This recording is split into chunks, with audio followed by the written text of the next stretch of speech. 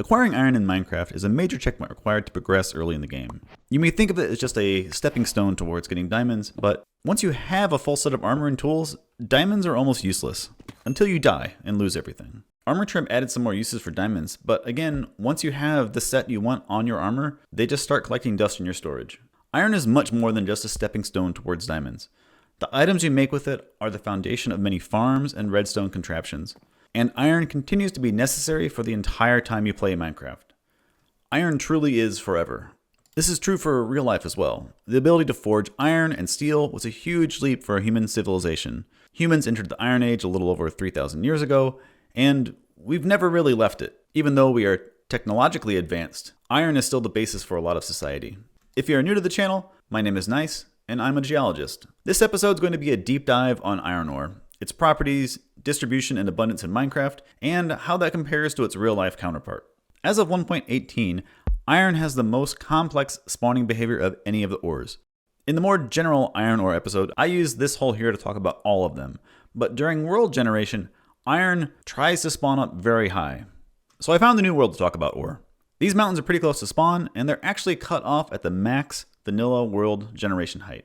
Even though the build limit is now 320 blocks, vanilla world generation gets clamped at 256, so you still have some room to build things on top of stuff. Let's get off the mountain of all the stuff we don't care about.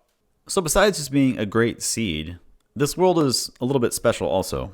One of the things I did in the old world was turn off structures, so you didn't have mine shafts and ancient cities taking up space that ore could spawn in.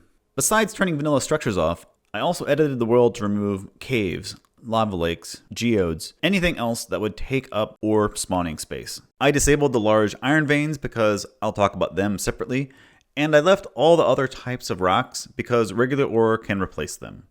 And this new site is 4 times the size of the old excavation site. Let's bring our mountain down so we can get a little bit better look at it.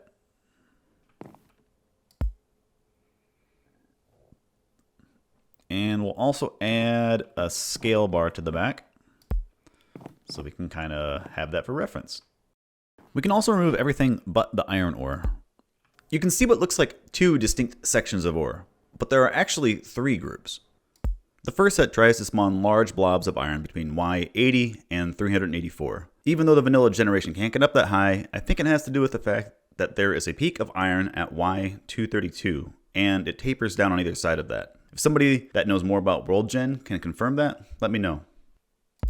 A second set of large iron blobs try to spawn between -24 and 56, with it being most abundant at Y16. In the last set are these tiny little blobs that try to spawn from the bottom of the world up to Y72. It's interesting that there's a gap between 72 and 80 where no iron spawns. It's just 8 blocks. Why not have iron there too? We can put all these together and look at the totals by level. Since this hole is 4 times the old one and I've removed all of the underground features, this histogram of the ore should more closely match the ideal values. Mojang released this image back when 1.18 came out, and you can see the 3 areas of iron on it. Our upper section doesn't peak at 232 because as the mountains get taller, there are much fewer places for ore to spawn. If you correct our graph for the amount of error, it looks more like what Mojang published, with the peak at 232. If you dug out our hole here with Fortune 3, you would get 14,000 blocks of iron, or a cube that's about 24 blocks on a side. What I found interesting about this graph was that even though there are much fewer blocks above Y70, 62% of the iron was up there. A lot of that is exposed on the surface, and there's coal there too, so mountains are just really great for early game mining. Real mountains do not have more iron as you go up, and we'll talk more about that in a bit. But I assume they added more iron up there just for gameplay design, so players had more of a reason to adventure up there. People are already probably screaming at me about iron veins, so let's go talk about those. I didn't forget about them. I removed them from the generation of this area, but they're the only feature that I generated over in this area. So iron veins are my favorite way of collecting iron in the early game. I edited the world generation here to remove the tough blobs down in the deep slate, as well as all of the normal iron. So the only thing we have left are iron veins. This is also the only location you can find natural bean blocks. Code-wise, these structures are using interactions of noise to determine the shape, similar to how Minecraft caves are generated. Finding these while playing is just one of the best feelings. Almost an endless supply of iron. They come in a few sizes, and this one is considered medium. They only form below Y0, and they are mostly tuff, which is my first critique of these structures. In real life, tuff is an igneous rock, and specifically a deposit of volcanic ash. It can be produced by almost any type of volcano. Below ground, magma is under a lot of pressure, and it has a lot of gases dissolved in it. When they rise up to the surface, that pressure lessens, and those gases can start to come out of solution, and this causes bubbles and explosions. This can send a lot of particles up in the air, and this is what we call ash. It's not really burnt material. Ash falls down eventually and accumulates in layers. It can be very hot still, and even begin to flow sometimes. If a geologist is talking about tuff, it's common to use igneous rock terms to talk about mineralogy, but sedimentary rock terms to describe the appearance of the rock and structures in it, which are usually horizontal layers that were once at the surface. So what's it doing down there in worm shapes with a bunch of iron in it? That's a great question. It makes about as much sense as having pockets of dirt underground. And these are also called veins, but veins in geology are something else entirely. Veins are normally planar features in rock. A crack will form due to a fault or some other tectonic stress, and I've set up this little demonstration here. This is much larger than in real life, but these are two walls of a fracture. In real life, they would run out like up and down and front and back. And for it to actually be filled with minerals, you need some sort of fluid bringing in elements that the minerals are going to grow from. So everything I show you is actually going to be taking place in water. I'll start with amethysts here. They start growing on the walls, and the vein gradually grows inward. You commonly have a mirror of growth on each side of a vein.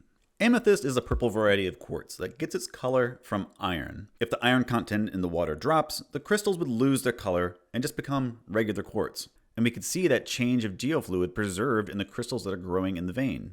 My point being that veins are mostly planar structures and not curvy. We have calcite veins in Minecraft. There's a few over here, and they're a little bit closer to what you would expect a vein to look like in real life. Just not that large, in most cases. Whoa, Fox Mountain.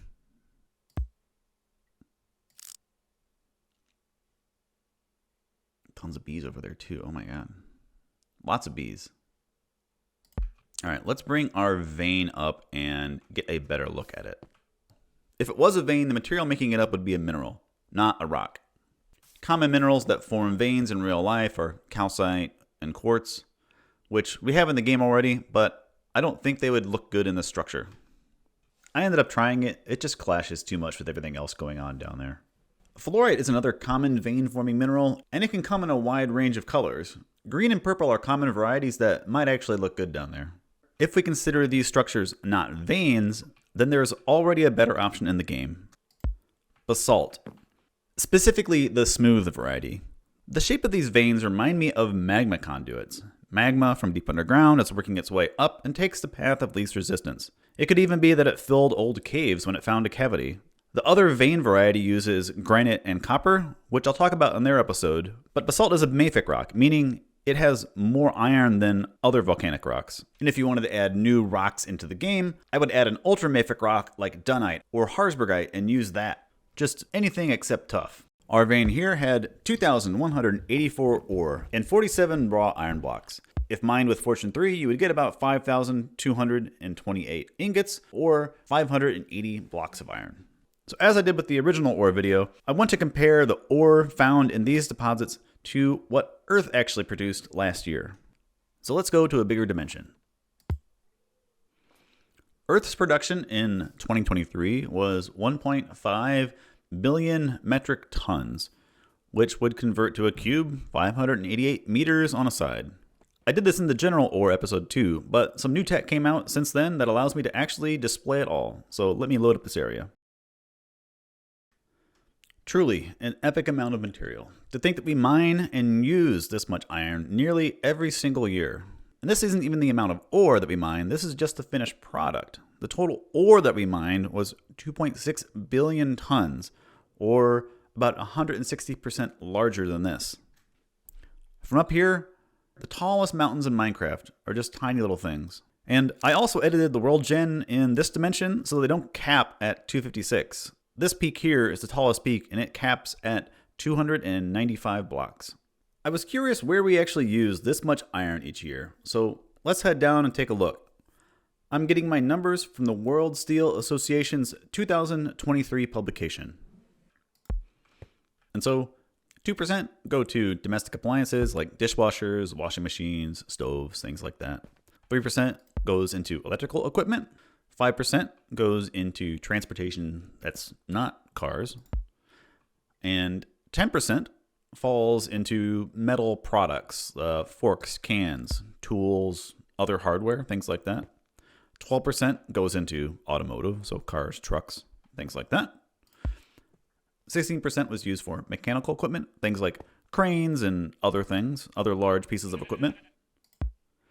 And then, by far the largest, 52% went into building and infrastructure, so things like bridges, railways, buildings, all that sort of thing. In case you were wondering, the estimates for total usable iron on Earth are 230 billion tons. And so if we are mining 1.5 billion tons a year, we have about 153 years of new iron left. And that's only if demand stays the same, which it won't. If demand keeps rising the way it has been, then we only have about 70 years of new iron left. Luckily, we can recycle it. And so where do we get this just incredible amount of iron from? There isn't native iron in nature. Like, you can't just find a chunk of pure iron. If you do, you know it's man-made. All iron ore has other elements with it, and the process of refining and smelting is concentrating and getting rid of the things we don't want. Even though it's sunk into the core during the Great Iron Catastrophe, it's still common in Earth's crust, about 5.6%. And it's in a lot of minerals, and therefore in a lot of rocks. This piece of granite has about 3% iron. This amethyst has less than 1%. And this eclogite has about 6% iron. But what makes an ore is that the element or material we want can be extracted and is worth the time and effort of mining and refining to a usable state. The iron ores we mine on Earth are some of the highest yield of any ores.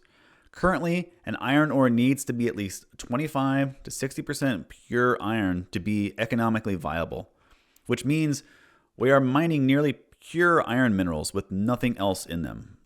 I have some common iron ore minerals that we can look at. This one is magnetite, and as you might expect, a magnet is strongly attracted to it. And you can find natural samples that are magnetic, called lodestones. This is hematite, which looks similar, but does not attract a magnet.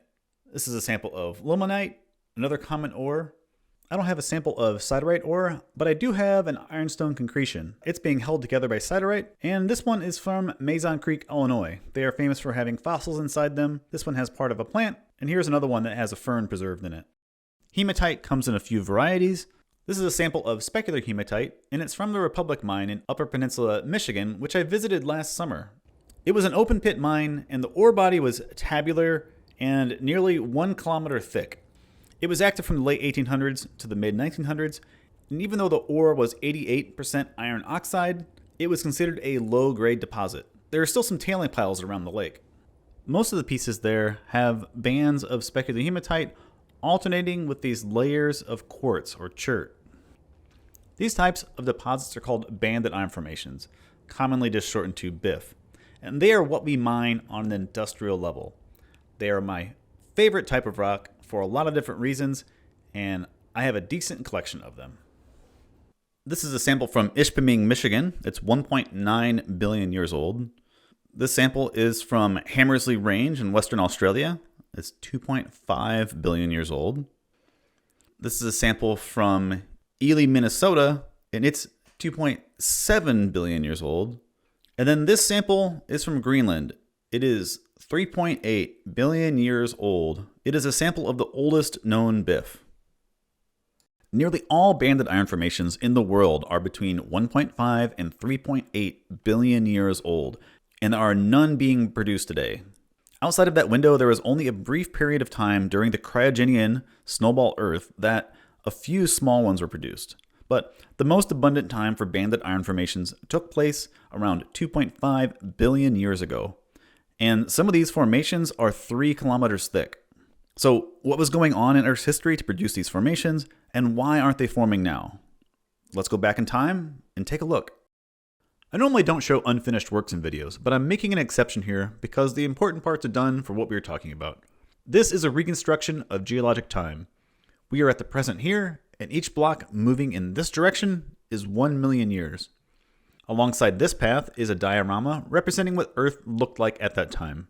Myself and a group of people over on the Discord have been working on it, and for right now, it's mostly vanilla blocks, but we will be adding custom blocks and mobs into the world soon, and I'll be making a series of videos from this in the future.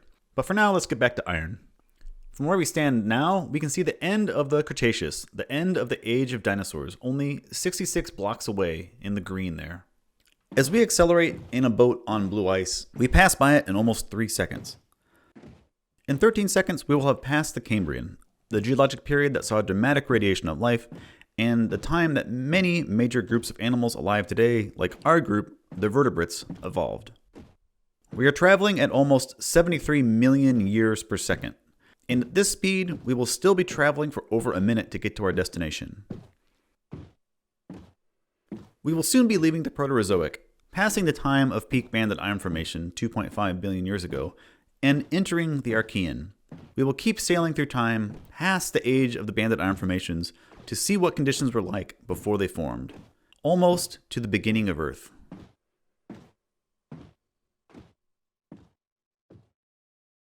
Welcome to the Hadean Eon, the first of Earth's 4 major divisions of time. This one begins with the formation of Proto-Earth and includes the impact that formed the moon, and the oldest minerals we have found on Earth are from this time. Soon after Earth's formation, the surface temperatures would have been somewhere around 1,000 degrees C. Where I am now, 4.3 billion years ago, the temperature would have cooled down to around 300 degrees C. And even though we are above the boiling point of water on Earth in modern times, the atmosphere was so dense in the Hadean that liquid water still existed on the surface, and it was also acidic. This hot water was able to dissolve a lot of elements into it, and this happened for millions of years. Plate tectonics had not started, and so there is no dry land, or at least no continents. I'll talk more about that in another episode, but since the Earth was basically smooth, the ocean covered the entire surface. And this hot, dense atmosphere had no free oxygen. And for most of Earth's history, it was nearly all CO2. So how did this change? Let's go forward in time about 1 billion years. We are back in the Archean, and things have cooled off a bit. Average temperature would have been around 80 degrees C. And while the oldest banded iron formation started to form 3.8 billion years ago, we start to see another type of layered formation in rock starting about 3.5 billion years ago. This is an example of one from Western Australia. And we see these structures in the rock record throughout history, from this time all the way to modern. These are Proterozoic in age from the Kona Formation in Upper Peninsula, Michigan. Here is one from the Eocene, Green River Formation in Utah. You can see the layers as well as like this mounded shape. And there are modern ones still being produced in a few places on Earth. These are from Shark Bay in Western Australia. They are relatively rare today, but when banded iron formations were forming, they were widespread and abundant. These structures are called stromatolites, and they are actually created by bacteria, and they are one of the earliest records of life on the planet. Let's look at an example. This clay is representing a bed of sediment, and I'm going to use these tiny seagrass models to represent some cyanobacteria and sulfur-reducing bacteria. So they don't get moved around by the water, they secrete a sticky substance. But the water also has a bunch of other sediment in it, and that gets stuck to them also. They are photosynthetic, so they try to grow up to access the light, and the mound gets a little bit taller. This keeps happening, and you accumulate these layers of sediment getting stuck together. These layers are recording some change in the environment, maybe it's season or some other event that is changing the productivity and or the sediment in the water. Since they are photosynthetic, the ones that are higher up would get a little bit more light and do a little bit better. I'm just using a normal distribution curve here for this slice, but this was happening all over the shallow oceans. If you were to do something like this in 3D, you would end up with all of these hills and valleys that look something like this. The top side of the earlier sample kind of shows this pattern. There are many shapes these stromatolites can take, and the ones I have over here in the diorama are modeled after the nearshore ones in Shark Bay, Australia. This paper from 2012 talks about the different shapes and the factors that control them. And now here's the cool part. These bacteria were releasing oxygen as a byproduct, which actually would have been a poison to most of the life on Earth at the time. And that hot acidic water had a lot of iron dissolved in it. And when an oxygen atom meets an iron atom, they bond to form iron oxide, basically rusting. And this new molecule can't stay dissolved in water, so it drops out of solution and sinks to the ocean floor. And like I said, these stromatolites were everywhere. They kept putting out oxygen, and the dissolved ions in the water kept reacting. This is what banded iron formations are. A record of the oceans rusting for nearly 2 billion years. Almost half of Earth's entire history. So banded iron formations stopped being produced because the oceans ran out of dissolved iron. Or at least on this sort of scale. This allowed oxygen levels to build up in the oceans and then to start degassing into the atmosphere, where it then started oxidizing everything on land for the next billion years.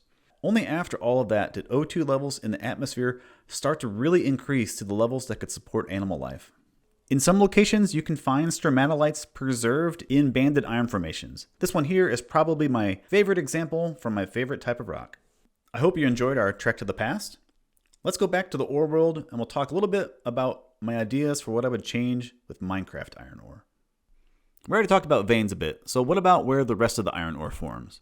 Banded iron formations can be these huge structures, and I definitely don't think they need to be added into the game, unless it was only found in like a rare biome. Maybe something like a calcite vein, but in an old taiga forest or something.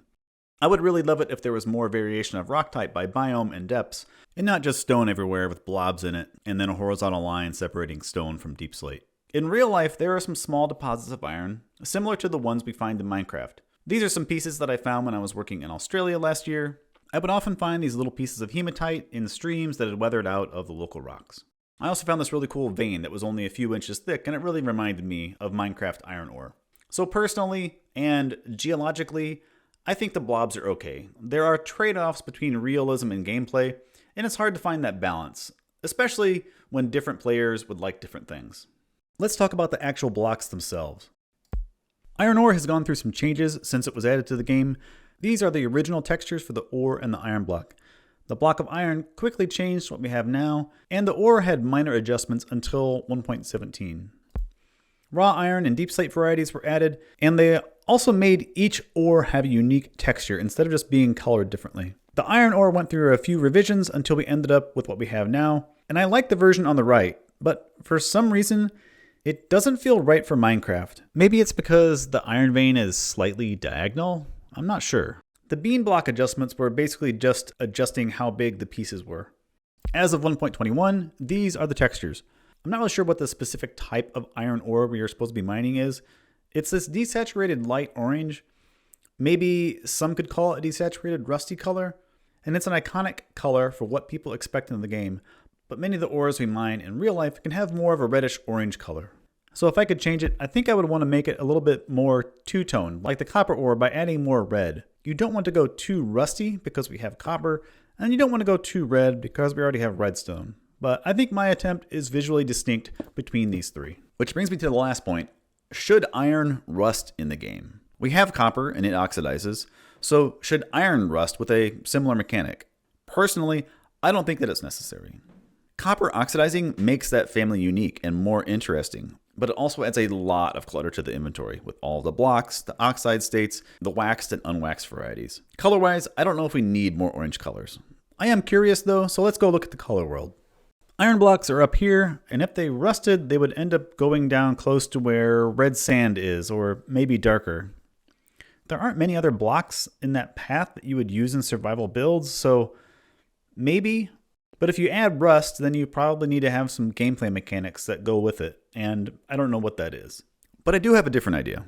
Almost everything in the game is called iron, except for flint and steel. Steel is an alloy of iron. It has carbon in it, which improves its strength. Most of the iron we use in real life is steel.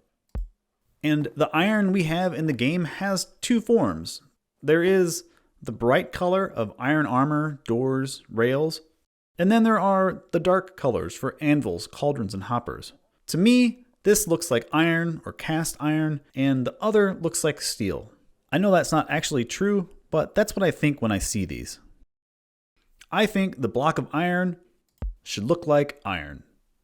I have not thought about this much, but maybe even just add steel into the game and then split out the two families. It's also no coincidence that it looks like a block of netherite, everybody's favorite block they can't build with. Okay, and there is one more thing that I've wanted to do for a long time, and that is make real-life versions of these blocks. For the iron ore, I'm going to use this sample of the stromatolite BIF. I have this big oil saw to cut everything up.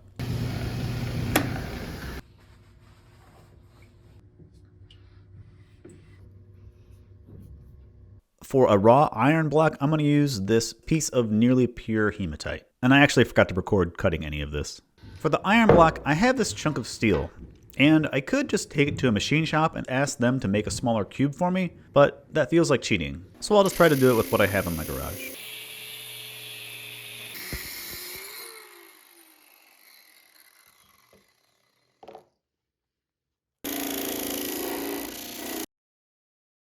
So this cube is now my favorite thing. It's a record of early life, the creation of Earth's iron ore, the great oxygenation event. It's beautiful and incredibly satisfying to hold. The raw iron block broke while I was cutting it, but I still think it's great. The iron cube, which is actually steel, is also incredibly satisfying to hold. I didn't get rid of all the cutting marks because I like things when they have a little bit of texture on them. The three of them now sit on my desk, and I think I want to do this for all blocks going forward. Don't ask me how I'm going to be doing a diamond block. That's a future nice problem. And with that, that's the end of the episode. I hope you all have a nice day, and I'll see you next time. Goodbye.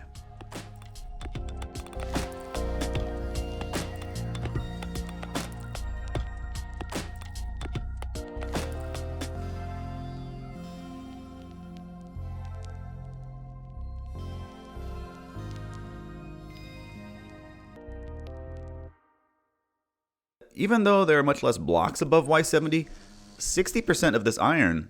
Oh, hi B. You just coming through? Are you going to see yourself out? Oh, up you go.